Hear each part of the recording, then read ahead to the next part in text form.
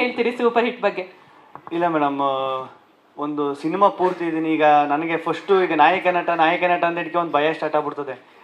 ನಾಯಕ ನಟ ಅಂತ ಎಂದು ಹೇಳೋದಕ್ಕೆ ನಾಯಕ ನಟ ಅನ್ನೋದಕ್ಕಿಂತ ಒಂದು ಪ್ರಮುಖ ಪಾತ್ರ ಮಾಡಿದ್ದೀನಿ. ಈಗ ಸಿನಿಮಾದಲ್ಲಿ ಈಗ ಇಲ್ಲಿ ಎಷ್ಟು ಜನ ಅವ್ರ ಈ ಫ್ರೇಮಲ್ಲಿ ಎಲ್ಲರೂ ಒಂದು ರೀತಿ ನಾಯಕ ನಟರೆ. ಎಲ್ಲರೂ ಈಗ ಸಾಧು ಸರ್ ಹೇಳಿದ್ರಲ್ಲ 3 ದಿನ ಮಾಡೋದು ಸಿನಿಮಾ ಪೂರ್ತಿ ಇದ್ದೀನಿ ಅಂತ, ಹಂಗೆ ಎಲ್ಲರೂ ಸಿನಿಮಾ ಇದು ಟ್ರಾವೆಲಿಂಗ್ ಕತೆ ಆಗಿರೋದ್ರಿಂದ ಟ್ರಾವೆಲಿಂಗ್ ಸಬ್ಜೆಕ್ಟ್ ಆಗಿರೋದ್ರಿಂದ ಎಲ್ಲ ಟ್ರಾವೆಲ್ ಆಯ್ತೀವಿ ಈ ಕಥೆಲಿ.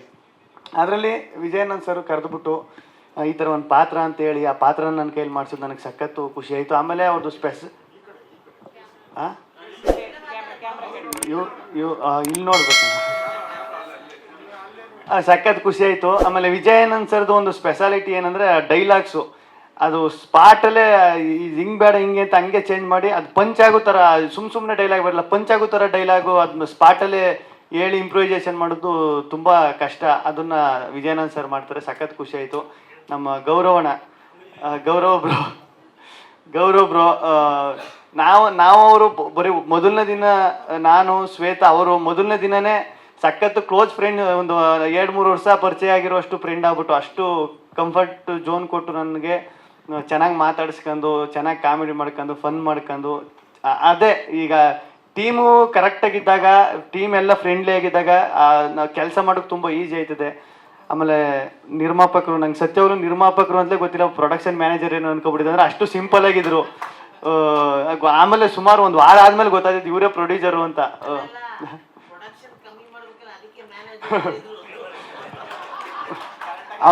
ಅವ್ರು ಎಷ್ಟು ಸಿಂಪಲ್ ಅಂದರೆ ಟಿಟಿಲ್ ಬಂದು ಇಳಿತಾವ್ರೆ, ಟಿಟಿಲ್ ಬಂದು ಪ್ರೊಡ್ಯೂಸರ್ ಅಂತಾರೆ, ಇಲ್ಲ ಸರ್ ಅದು ಅರ್ಜೆಂಟು ಅದಕ್ಕೆ ಬಂದ್ಬಿಟ್ಟೆ, ಕಾರ್ ಹಿಂದೆ ಬತ್ತೈತೆ ಸರ್ ಅಂತ. ಅಷ್ಟು ಸಿಂಪಲ್ಲು, ಸಖತ್ ಖುಷಿ ಆಯಿತು. ಆಮೇಲೆ ಸಾಧು ಸರು ನಿಜವಾಗ್ಲೂ ಈಗ ಅವರು ಹೇಳ್ತಾರಲ್ಲ, ಅವರು ಅನುಭವ ಒಂದಷ್ಟು ಹೇಳ್ತಾರೆ. ಇಲ್ಲ ಕಣೋ, ನೀವೆಲ್ಲ ಹುಡುಗರು, ನೀವು ನೆಕ್ಸ್ಟ್ ಡಿಸಿಷನ್ ತಗೋಬೇಕಾದ್ರೆ ಕರೆಕ್ಟಾಗಿರಬೇಕು, ಸಿನಿಮಾ ಫೀಲ್ಡು ನಿಮ್ಮ ಹೆಜ್ಜೆ ಕರೆಕ್ಟಾಗಿರಬೇಕು ಅಂತ ಅವ್ರ ಅನುಭವಗಳು. ಆಮೇಲೆ ಅವ್ರದ್ದೊಂದು ಸಖತ್ ಇಷ್ಟ ಆಗೋದು, ಅವರು ಹೋಗಿರೋ ದೇಶ, ಸುತ್ತಿರೋ ದೇಶ, ಈ ದೇಶಕ್ಕೆ ಹೋಗ್ರಿ, ಇಲ್ಲಿ ಇದು ಸ್ಪೆಷಲ್ಲು, ಈ ಜಾಗಕ್ಕೆ ಹೋಗ್ರಿ, ಸುತ್ತಬೇಕು ದೇಶನ, ಏನಾಯ್ತು ಜೀವನದಲ್ಲಿ ಸುತ್ತಬೇಕು, ತಿರುಗಾಡಬೇಕು, ಅದೆಲ್ವ ಲೈಫು ಅಂತೆಲ್ಲ ಅವರು ಹೇಳೋದು. ಫ್ರೀ ಆಗಿದ್ದಾಗೆಲ್ಲನೂ ಒಂದಷ್ಟು ಇನ್ಪುಟ್ಸ್ ಕೊಡೋರು, ಹಿಂಗಿರ್ಬೇಕು ಹಿಂಗೆ ಮಾಡಬೇಕು ಅಂತ. ಅದೆಲ್ಲ ಸಖತ್ ಹೆಲ್ಪ್ ಆಯಿತು ನನಗೂ. ಅಲ್ಲಿ ಸಖತ್ ಒಂದು ಒಳ್ಳೆ ಸಿನಿಮಾದಲ್ಲಿ ಕೆಲಸ ಮಾಡಿದ್ದೀನಿ, ಒಂದು ಒಳ್ಳೆ ಟೀಮ್ ಜೊತೆ ಕೆಲಸ ಮಾಡೋನಿ ಅಂತ ನನಗೂ ಸಖತ್ ಖುಷಿ ಐತೆ. ನಿಮ್ಮ ಪಾತ್ರದ ಬಗ್ಗೆ ಹೇಳಿ. ಮುನ್ನಾಬಾಯಿ ನನ್ನ ಪಾತ್ರ ಬಂದು ಅದೇ ಡೈರೆಕ್ಟ್ರು ಮುಂಚೆನೇ ಇಲ್ಲಿ ಕರೆದುಬಿಟ್ಟು ಹೇಳೋರು, ಕತೆ ಎಲ್ಲೂ ಬಿಟ್ಕೊಡ್ಬಾರ್ದು ಅಂತ. ನನ್ನ ಪಾತ್ರ ಚೆನ್ನಾಗೈತೆ, ಅದೊಂದು ಮಾತ್ರ ಹೇಳ್ಬಲ್ಲೆ. ಆಮೇಲೆ ಇಲ್ಲಿ ಕಾರೆಲ್ಲ ಅಲ್ಲಿ ಆ ಕಾರ್ ಐತಲ್ಲ, ಅದು ಮಾತ್ರ ಸಖತ್ ರೋದನೆ ಕೊಟ್ಬಿಟ್ಟೈತೆ ನಮಗೆ. ನಾನು ಸ್ಟಾರ್ಟಿಂಗ್ ಹೋದಾಗ ಯಾವುದೋ ಲ್ಯಾಂಬೋರ್ಗಿನಿ ಕಾರ್ ತಂದು ಇಳಿಸ್ಬಿಟ್ಟವ್ರು, ಏನು ಗುರು ಇದು ಅಂತ ನಾನು. ಆಮೇಲೆ ಎಲ್ಲ ಟಿಂಕ್ರಿಂಗು ಪೇಂಟಿಂಗ್ ಮಾಡಿಸ್ಕೊಂಬಂದು ಆಲ್ಟರ್ನೇಟ್ ಮಾಡಿಸ್ಕೊಂಬಂದವ್ರು ಎಲ್ಲ ಗಾಡಿಗೆ. ಅದು ಮಧ್ಯದಲ್ಲಿ ನಿಂತೋಗ್ಬಿಡ್ತದೆ. ನನಗೆ ಸದ್ಯ ನಂದು ಒಂದು ಪ್ಲಸ್ ಏನಪ್ಪ ಅಂದ್ರೆ, ನನಗೆ ಗೇರ್ ಗಾಡಿ ಓಡಿಸೋಕೆ ಬರೋಲ್ಲ, ಕಾರ ನಾನು ಓಡಿಸೋದಿದ್ದು. ಆಮೇಲೆ ಪಾಪ ಗೌರವ್ ಅವರು ಆ ಕಾರ್ನ ಎಷ್ಟು ಅವರು ತಗೊಂಡೋದ್ರು ಅಂದ್ರೆ, ಮಳೆ ಅದು ಓಪನ್ ಕಾರು, ಮಳೆ ಸ್ಟಾರ್ಟ್ ಆಗ್ಬಿಟ್ರೆ ಮಳೆ ಎಲ್ಲ ಸುರಿತಾ ಇರ್ತದೆ.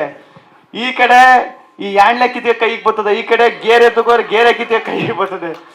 1 ವಾರ ಸರಿಯಾಗಿ ಆಟ ಆಡಿಸ್ಬಿಡ್ತು.